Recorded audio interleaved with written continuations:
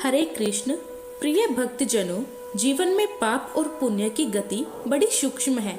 कभी कोई कर्म अनजाने में बंधन बन जाता है और कभी छोटी सी भक्ति मुक्ति द्वार खोल देती है। आज माघ शुक्ल की जया एकादशी का वह पावन दिन है जिसके विषय में शास्त्र कहते हैं, जया एकादशी प्रेत योनि तक का उद्धार कर जीव को भगवान विष्णु के धाम तक ले जाने की शक्ति रखती है। यह व्रत मात्र संतान सुख या समृद्धि के लिए ही नहीं, बल्कि कर्म बंधन से मुक्ति और जीवन की बाधाओं के विनाश के लिए भी किया जाता है। आज की कथा के माध्यम से हमें यह जानना है कि कैसे श्री हरि एक ऐसे जीव पर कृपा करते हैं जो ना तो बड़ा ज्ञानी था ना ही बड़ा भक्त, फिर भी श्री हरि की दया से मोक्ष के द्वार उनके लिए स्वयं खुल गए। तो मन को शांत कीजिए और श्रवण कीजिए जया एकादशी की वो दिव्य कथा जिसमें छुपा है उद्धार का रहस्य और भक्ति की महिमा। माघ मास के कृष्ण पक्ष की षटतिला एकादशी के महात्म्य को सुनने के बाद समय आने पर धर्मराज युधिष्ठिर ने भगवान श्री कृष्ण से कहा, हे भगवान, अब आप कृपया करके मुझे माघ माह के शुक्ल पक्ष की एकादशी के संबंध में भी विस्तार पूर्वक बताइए। शुक्ल पक्ष की एकादशी में किस देवता का पूजन करना चाहिए और इस एकादशी के व्रत की क्या कथा है, उसको करने से किस फल की प्राप्ति होती है। तब भगवान श्री कृष्ण ने कहा, हे राजन, माघ माह के शुक्ल पक्ष की एकादशी को जया एकादशी कहते हैं। इस एकादशी के उपवास से मनुष्य भूत प्रेत पिशाच आदि की योनि से छूट जाता है। अतः इस एकादशी के उपवास को विधि पूर्वक करना चाहिए। अब तुमसे जया एकादशी के व्रत की कथा कहता हूँ, ध्यान पूर्वक श्रवण करो। एक बार देवताओं के राजा इंद्र नंदन वन में भ्रमण कर रहे थे। चारों तरफ किसी उत्सव का सा माहौल था। गंधर्व गा रहे थे और गंधर्व कन्याएं नृत्य कर रही थी। वहीं पुष्पवती नामक गंधर्व कन्या ने मल्यवान नामक गंधर्व को देखा और उस पर आसक्त होकर अपने हाव भाव से उसे रिझाने का प्रयास करने लगी। माल्यवान भी उस गंधर्व कन्या पर आसक्त होकर अपने गायन का सुरताल भूल गया, जिससे संगीत की लय टूट गई और संगीत का सारा आनंद बिगड़ गया। सभा में उपस्थित देवगणों को यह बहुत बुरा लगा। यह देखकर देवराज इंद्र भी रुष्ट हो गए। संगीत एक पवित्र साधना है और इस साधना को भ्रष्ट करना महापाप है। अतः क्रोधवंश इंद्र ने पुष्पवती तथा माल्यवान को श्राप दे दिया। कहा कि संगीत की साधना को अपवित्र करने वाले माल्यवान और पुष्पवती, तुमने देवी सरस्वती का घोर अपमान किया है। अतः तुम्हें मृत्यु लोक में जाना होगा। गुरुजनों की सभा में असंयम और लज्जाजनक प्रदर्शन करके तुमने गुरुओं का भी अपमान किया है। इसीलिए इंद्रलोक में तुम्हारा रहना अब वर्जित है। अब तुम अधम पिशाच ऐस्यामिका सा जीवन बिताओगी। देवेंद्र का श्राप सुनकर वे दोनों अत्यंत दुखी हुए और फिर हिमालय पर्वत पर पिशाच योनि में दुख पूर्वक जीवन यापन करने लगे। उन्हें गंध, रस, स्पर्श आदि का तनिक भी बोध नहीं होता था। वहीं उन्हें असहनीय दुख सहने पड़ते थे। रात दिन वे उन्हें एक क्षण के लिए भी नींद नहीं आती थी। उस स्थान का वातावरण अत्यंत शीतल था, जिसके कारण उनके रोए खड़े हो जाते थे, हाथ पैर शून्य पड़ जाते थे, दांत बजने लगते थे। एक दिन उस पिशाच ने अपनी पत्नी से कहा, न मालूम हमने पिछले जन्म में कौन से पाप किए हैं जिसके कारण हमें इतनी दुखदायी यह पिशाच योनि प्राप्त हुई है, और इस पिशाच योनि से नरक के दुख सहना कई ज्यादा उत्तम होगा। इसी प्रकार के अनेकों विचार इस प्रकार कहते हुए वे अपने दिन बिताने लगे। भगवान की कृपा से एक बार माघ माह के शुक्ल पक्ष की जया एकादशी के दिन उन दोनों ने कुछ भी भोजन नहीं किया और ना ही कोई पाप कर्म किया। उस दिन मात्र फल फूल खाकर ही दिन बिताया और महान दुख के साथ पीपल के वृक्ष के नीचे विश्राम करने लगे। उस दिन सूर्य भगवान अस्ताचल को जा रहे थे। वह रात इन दोनों ने एक दूसरे से सटकर बड़ी कठिनता से काटी। अगले दिन प्रातःकाल होते ही प्रभु की कृपा से इनकी पिशाच योनि से मुक्ति हो गई और पुनः अपनी अत्यंत सुंदर अप्सरा और गंधर्व की देह धारण करके तथा सुंदर वस्त्रों और आभूषणों से अलंकृत होकर दोनों स्वर्ग लोक को चले गए। उस समय आकाश में देवगण तथा गंधर्व इनकी स्तुति करने लगे। फिर नागोप में जाकर इन दोनों ने देवेंद्र को दंडवत किया। देवेंद्र को भी उन्हें उनके रूप में देखकर महान आश्चर्य हुआ। फिर उन्होंने पूछा, कि तुम्हें पिशाच योनि से किस प्रकार मुक्ति मिली, उसका पूरा वृतांत मुझे सुनाओ। देवराज इंद्र की बात सुनकर माल्यवान ने कहा, हे देवताओं के राजा इंद्र, श्री हरि की कृपा तथा जया एकादशी के व्रत के पुण्य से हमें इस पिशाच योनि से मुक्ति मिल गई है। तब देवराज इंद्र ने कहा, हे माल्यवान, एकादशी व्रत करने से तथा भगवान श्री हरि की कृपा से तुम लोग पिशाच योनि को छोड़कर पवित्र हो गए हो, इसीलिए हम लोगों के लिए भी वंदनीय हो गए हो, क्योंकि शिव भक्त और विष्णु भक्त हम देवताओं के वंदना करने योग्य हैं। अतः आप दोनों धन्य हैं। अब आप प्रसन्नता पूर्वक देवलोक में निवास कर सकते हैं। इस प्रकार कथा को विश्राम देते हुए भगवान श्री कृष्ण धर्मराज युधिष्ठिर से कहते हैं, हे राजन, इस जया एकादशी के उपवास से कोयोनिक से सहज ही मुक्ति मिल जाती है। जो मनुष्य इस एकादशी का व्रत कर लेता है उसने मानो सभी तप यज्ञ दान कर लिए हैं। जो मनुष्य श्रद्धा पूर्वक जया एकादशी का व्रत करते हैं वे अवश्य ही सहस्त्रों वर्ष तक स्वर्ग में वास करते हैं। संगीत देवी सरस्वती का एक अलौकिक वरदान है। ये एक साधना है, एक विद्या है। इसमें पवित्रता अत्यंत आवश्यक है। फिर जिस सभा में अपने से बड़े गुरुजन आदि उपस्थित हो वहाँ प्राणी को संयम और मर्यादा को बनाए रखना चाहिए ताकि गुरुजनों का अपमान ना हो, उनका सम्मान बना रहे। और गुरुजनों का अपमान करने वाला मनुष्य तो घोर नरक का भागी बनता है। इस प्रकार धर्मराज युधिष्ठिर को जया एकादशी व्रत की दिव्य कथा सुनाकर भगवान श्री कृष्ण वहीं अंतर ध्यान हो गए। यह थी जया एकादशी व्रत की कथा। सभी प्रेम से बोलिए, श्री कृष्ण भगवान की जय, श्री विष्णु भगवान की जय। अब आप सभी की मनोकामनाओं को पूर्ण करने वाली दूसरी कथा को भी सुनते हैं। एक बार देवर्षि नारद जी वैकुंठ लोक को गए। वहां उन्होंने भगवान श्री लक्ष्मी नारायण जी को प्रणाम किया। फिर नारद जी ने श्री हरि से कहा, प्रभु, अब धरती पर आपका प्रभाव कम हो रहा है। धर्म पर चलने वालों को कोई अच्छा फल नहीं मिल रहा। जो पाप कर रहे हैं उनका भला हो रहा है। तब श्री हरि कहने लगे, ऐसा नहीं है देवर्षि, जो भी हो रहा है सब नियति के कारण हो रहा है। श्री हरि की बात सुनकर नारद जी बोले, प्रभु, मैं तो देखकर आ रहा हूँ कि पापियों को तो अच्छा फल मिल रहा है, लेकिन भला करने वालों को और धर्म के रास्ते पर चलने वालों को बुरा फल मिल रहा है। उन्हें दुख भोगने पड़ रहे हैं। भगवान ने कहा, देवर्षि, ऐसी कोई घटना बताओ जिससे तुम्हें यह लग रहा हो। नारद जी कहने लगे, प्रभु, अभी अभी मैं एक जंगल से आ रहा हूँ। वहाँ पर एक गाय दलदल में फंसी हुई थी। कोई भी उसे बचाने वाला नहीं था। थोड़ी ही देर बाद मैंने देखा कि एक चोर उधर से गुजरा। दलदल में फंसी हुई गाय को देखकर वो रुका तक नहीं, बल्कि उस गाय पर पैर रखकर वह दलदल से भरा हुआ गड्ढा लांघकर आगे निकल गया। आगे गया तो उस चोर को सोने की मोहरों से भरी एक थैली मिली। थोड़ी ही देर बाद वहाँ पर एक साधु महाराज आए।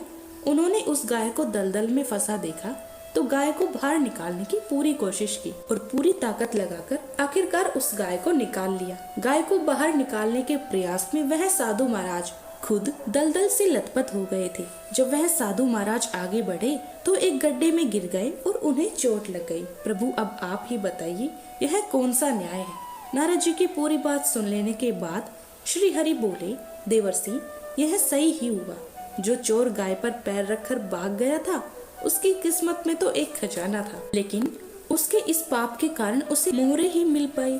वहीं उन साधु महाराज को गड्ढे में इसीलिए गिरना पड़ा क्योंकि उनके भाग्य में उस समय मृत्यु लिखी हुई थी। लेकिन एक गाय को बचाने के कारण, दलदल से बाहर निकलने के कारण उनके पुण्य बहुत अधिक बढ़ गए और उनकी मृत्यु बस एक छोटी सी चोट में बदल गई। इंसान के कर्म से ही उसका भाग्य तय होता है देवर्षि, इसीलिए अच्छे कर्म करना कभी नहीं छोड़ना चाहिए। श्री हरि की बात सुनकर देवर्षि नारद मुस्कुराते हुए और प्रभु को प्रणाम करते हुए नारायण नारायण कहकर प्रभु की रचाई हुई सृष्टि की अन्य लीलाएं देखने के लिए चल पड़े। प्रेम से बोलिए, श्री लक्ष्मी नारायण भगवान की जय। अब सुनिए एकादशी माता की कथा।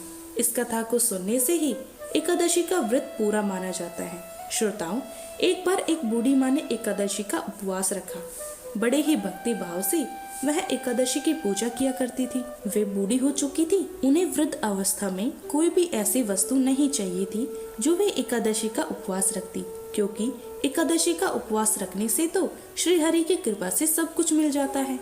तो वह बूढ़ी माँ अपने बच्चों के लिए, अपने परिवार की सुख सुविधा के लिए इतना कठिन व्रत रखती थी। दिन भर तो बड़ा कठिन मन करके और अपने प्यास को पूरी तरह से रोके रही, क्योंकि एकादशी के व्रत में वह जल की एक बूंद भी ग्रहण नहीं करती थी। दिन भर उन्होंने किसी प्रकार से अपने मन को संयमित रखा, पूजा पाठ की, व्रत की कथा पढ़ी सुनी और फिर पंडित जी को मिट्टी से एक पात्र से भरकर पानी और मौसमी फल दान में दिए।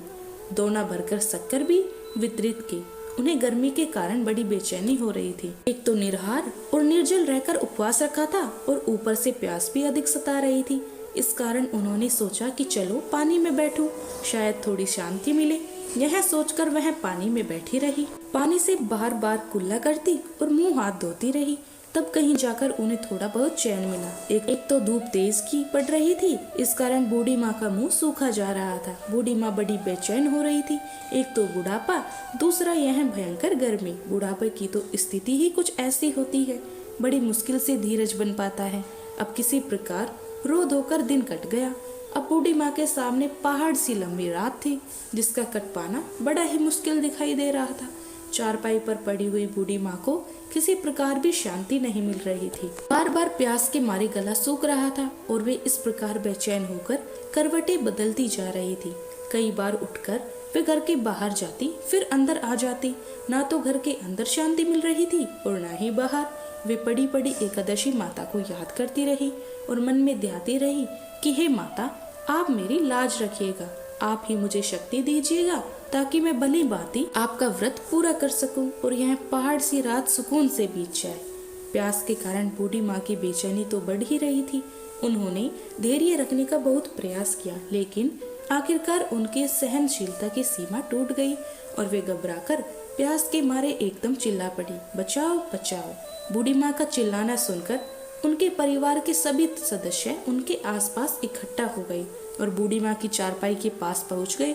सब बोले, अम्मा जी क्या हुआ, आप क्यों चिल्ला रही हो? और जब आपसे व्रत नहीं रखा जाता तो इस बुढ़ापे में इतना कठिन व्रत क्यों कर रही हो? अम्मा जी, अगर शरीर में ताकत है तभी तो भक्ति हो पाएगी, आप पानी पी लीजिए। बूढ़ी माँ अपने परिवारजनों से बोली, मेरे तो प्यास के मारे प्राण ही निकले जा रहे हैं, जरा जल्दी से मेरी छाती पर ठंडे पानी का घड़ा तो रख दो। नातियों ने दौड़कर दादी की छाती पर ठंडे पानी का बर्तन रख दिया। तब कहीं जाकर उन्हें थोड़ा बहुत सुकून मिला और जब सुकून मिला तो थोड़ी देर के लिए उन्होंने अपनी आंखें बंद कर ली। इधर एकादशी माता सोचने लगी, यह है तो बूढ़ी माँ, लेकिन बड़े नियम से मेरा व्रत रखती है, चलकर इनकी परीक्षा लेनी चाहिए। ऐसा विचार कर एकादशी माता आधी रात को मुर्गा बनकर कुकड़ू को करने लगी। मुर्गे की टर सुनकर बूढ़ी माँ जल्दी से उठी और बाहर जाकर आसमान की ओर निहारा, लेकिन आसमान में तो कहीं भी उन्हें सुबह का तारा नहीं दिखाई दिया। अब वे सोचने लगी कि फिर मुर्गा भला क्यों और कैसे बोल गया। एक तो उन्हें प्यास लग रही थी, अब थोड़ा बहुत उनका मन भी बेचैन होने लगा। आखिरकार उन्होंने एक दृढ़ निश्चय किया कि अब तो मैं इस व्रत को पूरा करके ही छोड़ूंगी, फिर चाहे व्रत पूरा होने तक मेरे प्राण ही क्यों न निकल जाए। मन में ऐसा पक्का निश्चय किया और वह वापस चरपाई पर आकर लेट गई। थोड़ी ही देर के बाद एकादशी माता ने उनकी फिर से परीक्षा लेनी चाहिए।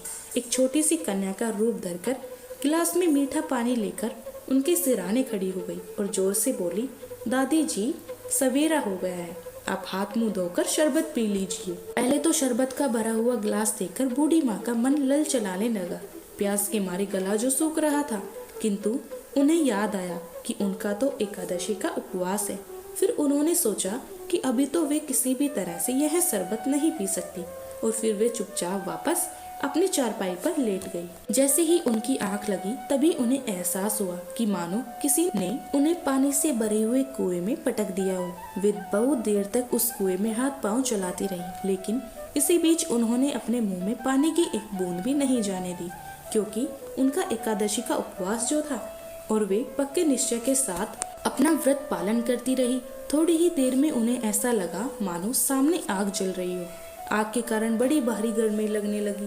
प्यास के मारे उनके प्राण निकलने लगे, लेकिन इतना सब होने के बाद भी बूढ़ी माँ ने पानी की एक बूंद भी नहीं पी। वे तो बस चारपाई पर बैठी बैठी एकादशी माता का ध्यान करती रही। अब सवेरा होने में कुछ ही समय है, यह जानकर वे बड़ी तसल्ली के साथ इधर उधर घूमने लगी। एकादशी माता अब तक यह बात अच्छी तरह समझ गई कि बूढ़ी माँ को किसी भी प्रकार से अपने व्रत से नहीं टाला जा सकता। वे उनके सत्य व्रत को भली भांति समझ गए। अब सवेरा हो गया तो बूढ़ी माँ ने स्नान किया, भगवान श्री हरि का पूजन किया, फिर एकादशी माता की कहानी सुनी, ब्राह्मणों को दक्षिणा देकर भोजन कराया। तब कहीं जाकर उन्होंने जल ग्रहण किया। कन्याओं को भोजन कराने के बाद बूढ़ी माँ ने फिर स्वयं भोजन किया और उस श्रेष्ठ व्रत के प्रभाव से बूढ़ी अम्मा की आयु में वृद्धि हो गई। उनकी आयु बढ़ गई, उनका घर परिवार हरा भरा हो गया। अब उनके घर में किसी भी चीज का कोई अभाव नहीं रहा। उनका घर हर प्रकार के सुख साधनों से भर गया। नाती नातिन से उनका घर भर गया और वे उसी दिन से 12 महीने की एकादशी का व्रत करने लगी। एकादशी माता के व्रत के पुण्य प्रताप से इस संसार में हर प्रकार के सुख भोग कर वह बूढ़ी माँ अंत में भगवान श्री हरि के धाम को चली गई। जैसे एकादशी माता ने उन बूढ़ी माँ को और उनके परिवार को हरा भरा किया, वैसे ही हे एकादशी माता, हम सभी की मनोकामनाएं पूर्ण कीजिए।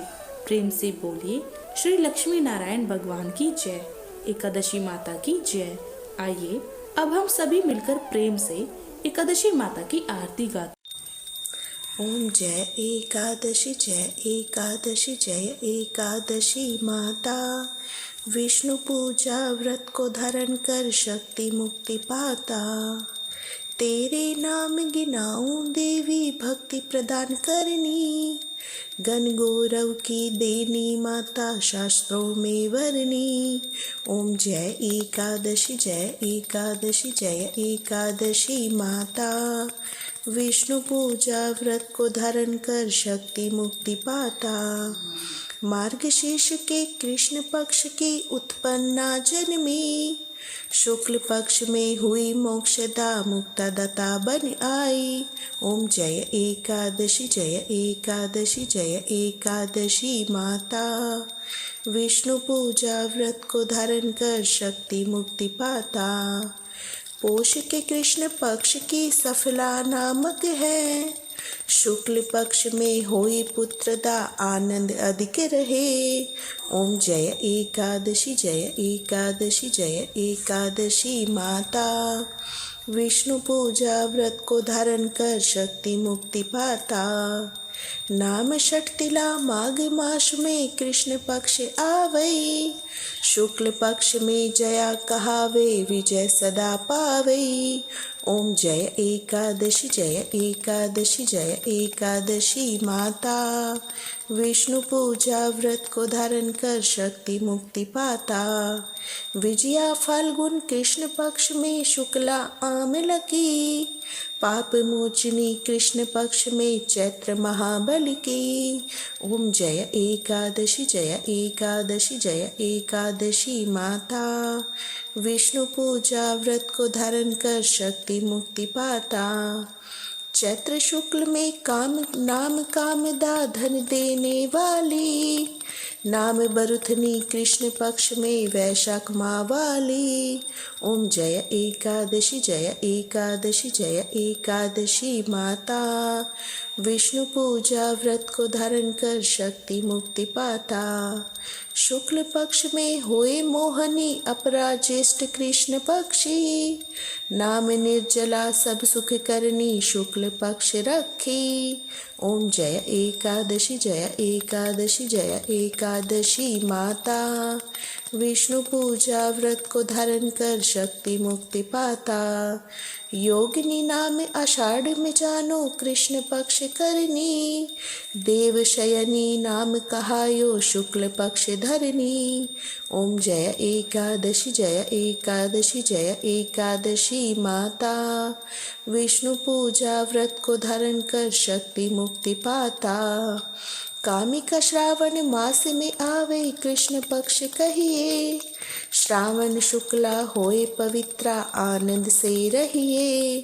ओम जय एकादशी जय एकादशी माता। विष्णु पूजा व्रत को धारण कर शक्ति मुक्ति पाता। अजा भाद्रपद कृष्ण पक्ष की परिवर्तनी शुक्ला। इंद्रा आश्विन कृष्ण पक्ष में व्रत से भवसागर निकला। ओम जय एकादशी जय एकादशी माता। विष्णु पूजा व्रत को धारण कर शक्ति मुक्ति पाता। पाप कुंशा है शुक्ल पक्ष में आप हरनहारी, रमा मास कार्तिक में आवे सुखदायक भारी। ओम जय एकादशी जय एकादशी जय एकादशी माता, विष्णु पूजा व्रत को धारण कर शक्ति मुक्ति पाता। देवोत्थानी शुक्ल पक्ष की दुष्नाशक मैया, पावन मास में करो विनती पार करो नैया। ओम जय एकादशी जय एकादशी जय एकादशी माता, विष्णु पूजा व्रत को धारण कर शक्ति मुक्ति पाता। परमा कृष्ण पक्ष में होती जन मंगल करनी, शुक्ल मास में होए पद्मनी दुख दारिद्र हरनी। ओम जय एकादशी जय एकादशी जय एकादशी माता, विष्णु पूजा व्रत को धारण कर शक्ति मुक्ति पाता। जो कोई आरती एकादशी की भक्ति सहित गावे, जन गुरुदिता स्वर्ग का वासा निश्चय वह पावे। ओम जय एकादशी जय एकादशी जय एकादशी माता, विष्णु पूजा व्रत को धारण कर शक्ति मुक्ति पाता। विष्णु पूजा व्रत को धारण कर शक्ति मुक्ति पाता। चैनल श्री श्याम को अभी सब्सक्राइब करें।